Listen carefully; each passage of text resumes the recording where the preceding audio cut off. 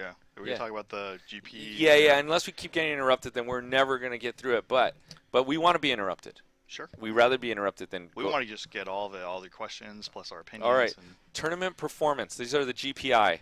Was between Justin Bonomo, John Sin, Maria. I don't want. What is that? Propolis? Oh my gosh. Them. Okay. And PCA main event champion. Yeah. Dylan Lindini, I think, right? Lindy. Yeah. Who would you say would win that award?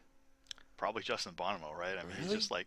Go what do you for it. think? No, go. I'm letting you go. No, he's had an amazing run in like the last, year or so, like that rivaled Fedor. That's true. That's so. I mean, see, I guess is this going tournament performance like one, or is this going like off of? You obviously have to run good to just win, because if you're dealt losers, you're not going to win the tournament. Yeah. And this is what I was like talking with some people is like, the difference between the tournaments that Justin Bonomo plays and like the enormous fields of like the World Series of Poker is different, because Justin Bonomo is playing with the same people over and over. So a lot of it is just like exploiting the same field over and over, which is almost like a cash game. Yeah, but it's kind of tough to exploit when these guys are all game theory. theory. Yeah, I agree, but I'm just saying it's a different thing that when you know who your opponents are. Yeah. Whereas like in the World Series, we had a discussion about this. It's like Phil Hellmuth is better at these like random fields where he can get somebody to one celebrity plus get people to explode at him and just like play bad, and Absolutely. just like torch stacks, not buy-ins. So it's a different like tournament, skill set. 925. Call back. We're gonna do some GPI stuff, and then we're going to take some more calls. But yeah, I mean that's basically my opinion. I think Justin Bonomo's run, and the fact that they are all wizards makes it much harder. Yeah, for sure. Although sometimes it's almost easier to play against the Wizards because you know what they're going to do. Right. No, like I kind of know what good players are doing, and sometimes you're like, damn, I don't know what this recreational dude is doing. He's going ham. All right, I would go with Johnson personally, just because I think going through that main event field is just insane. I love Johnson, I've played the main event the last 4 years. Yeah. It's so tough, man. I haven't even cashed it. So I'm gonna go with Johnson. Plus he's a hometown guy and plays on Live at the Bike. So we love Johnson around here. I'm just gonna go with Johnson just because I'm a fan of his, and I am too. You put me a gun to my head. Hey, I'm gonna keep putting a gun in your head. Yeah. Okay. Breakout player of the year. There is let's see. Ali Imsurovic. Ping Lu is another hometown guy. Maria Kornikova. I think that's the girl who wrote a book. Oh, the book, yeah. Yeah. And I do not know Christopher Soiza. Yeah.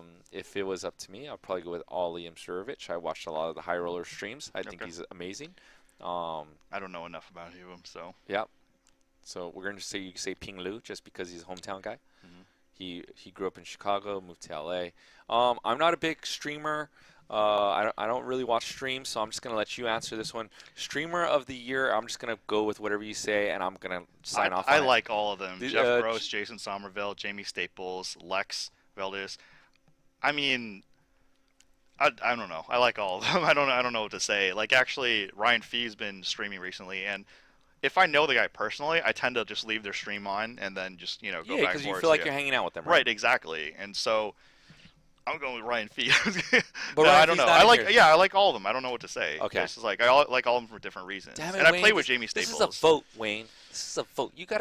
You're nominating here. Jamie Staples, because I played with him. Okay, man. there you go. That's fine. Jamie Staples. Right. And I'm going to pick Jamie Staples, too, because I don't watch any of the streamers. All right. Vlogger of the year. Whoa. So okay. it's Marley. Joe Ingram, but Joe Ingram's not a vlogger, so I'm going to throw Joe Ingram out of there. Yeah. Marley, Andrew Nemi, Daniel Negreanu, and Doug Polk. This is the Is Doug Polk even really a vlogger? No, he's not. That's the thing. It's okay, like so did it for a little bit. Let's do Marley, Andrew Nemi, and Daniel did a lot of vlogs, though. How about we shout out the people that should have been nominated? Sure, let's shout out Johnny Vibes. Johnny Vibes, Brad Owen. Andrew Nemi's already in there. Check Race Charles in there. Like, there's a lot of vloggers that, like, we saw what happened on Twitter. It's like, these guys are just like grinding in and out, and these non-vloggers are nominated. Yeah, vloggers. I mean, I love Joey. I love Doug, obviously. I mean, Ryan was shocked because I've been with Live at the Bike since I think 2014 or beginning 2015, and I told Ryan, I met Joey the other day at Commerce. I want to introduce myself, and he's like, "That was your first time meeting Joey?" I was like, yeah, man. Whatever. He's like, you never hung out with him with me. I was like, no. Yeah. He's like, oh shoot, I didn't know that. I was like, yeah, man. I just told him like I appreciate his podcast. Like Yeah. I was a fan of his podcast for a long time. I still remember like when Ryan was befriending him, maybe at the beginning stages. I told Ryan, put me in a group text with him. Like I wanted to get Joey here before we even got Joey here, just do a broadcast with me, just because I enjoyed him. But he's not really a vlogger. So we're gonna stick with Marley, Anjanimi, and Daniel Negreanu. Though you know what, I don't watch too many vlogs, but I have watched a lot of Marley's. So I'm just gonna go with Marley since I've watched the most of hers, and I like her witty humor. Okay. And just because we don't have enough females in the mix, I'm going with Marley. I'll be generic and go with me, but I mean, I just like I. Do you watch his vlogs too?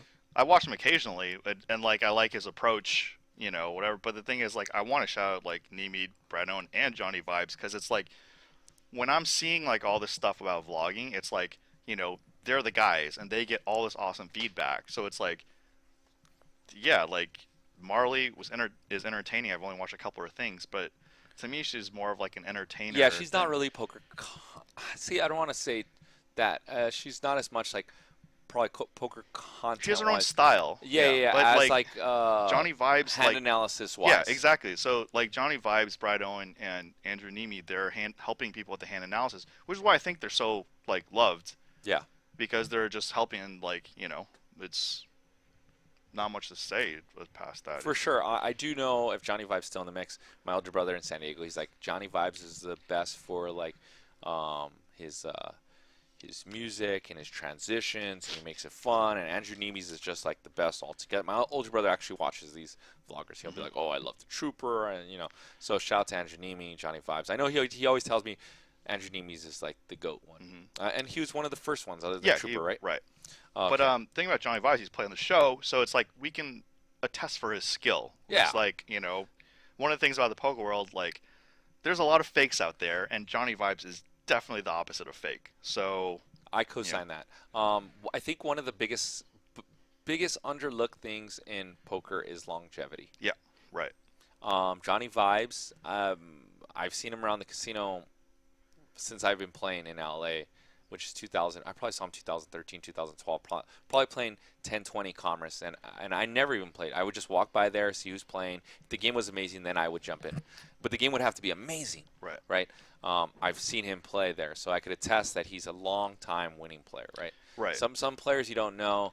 I don't know him, but I knew enough people who knew him. Sure. And it's like we talked about this before the show. It's like, even if you don't know somebody, if you know like 20 people who like vouch for it, then obviously legit. For sure. Okay, next one, we're gonna go podcasts. And honestly, like, I'm not gonna bang on any of these podcasts. I don't listen to any of these podcasts, poker related. I used to listen to the 2+2 poker podcast. Yeah. I can't believe that ours isn't on here, to tell you the truth. Because like, out of all these names in here, like, I know Brent Hanks, I know Sarah Herring, but I do not know much of these people in the poker world, whereas like myself, Dan, Zack, Ryan, and Wayne, we're all in the poker world, especially heavily in LA, and we come with one every week. But it's our fault a little bit. We haven't put it on Spotify and iTunes, which we are, so it'll get probably more notoriety as we go on. But why isn't Joe Ingram Poker Live podcast on there? Or does not count because it's YouTube? You know what? I don't know. That should be on there, but maybe he hasn't just putting out enough content. He didn't really put out as much content this last year. Oh, it was like year even by 2018, did he put out that much content? Like, I love when Joey puts out podcasts. Right, me too. No secret, I'm a big fan of his, just his whole attitude. But that's like so ironic that for the vloggers, they don't put Brad Owen and Johnny Vibes, which who are super active. Right. Yet, you know, the Poker Live podcast in there. I don't know. That's pretty much much they leave out Around the Fell. Yeah, Around the Fell. No, actually, I listen to Around the Fell more than like I won't even watch the poker because I'm just like I've seen every hand before. So much. Yeah. But gotta support the bros that do this stuff. All right.